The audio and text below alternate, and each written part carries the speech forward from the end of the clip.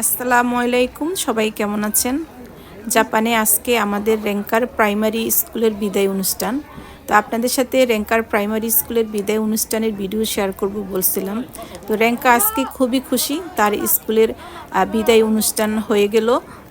জাপানের সব ধরনের স্কুলগুলোতে এই দুটো দিন খুবই সুন্দর অনুষ্ঠান হয়। একটা হলো স্কুলের বিদায় অনুষ্ঠান, আরেকটা হলো স্কুলে যারা নতুন প্রবেশ অনুষ্ঠান। এই দুটা যে এই অনুষ্ঠান খুব সুন্দর হয়, সব গার্জিয়ানরা থাকে। জাপানের স্কুলগুলোতে বিদায় অনুষ্ঠানের দিন যার যেমন খুশি মতো ড্রেস পরতে পারে স্টুডেন্টরা। তো আমাদের রেঙ্কা আজকে এই ড্রেসটা পরছে, এটা সে পছন্দ করছিল। এই ড্রেসটার নাম হলো জাপানি ভাষায় হাকামা। জাপানের বেশিরভাগ মেয়েরাই বিদায় অনুষ্ঠানের দিন এই হাকামা ড্রেসটা পরতে পছন্দ করে। আমাদের আখি যখন প্রাইমারি স্কুল থেকে বিদায় নিচ্ছিল, ওই দিনও আখি এরকম একটা হাকামা পরছিল বিদায় অনুষ্ঠানের দিন।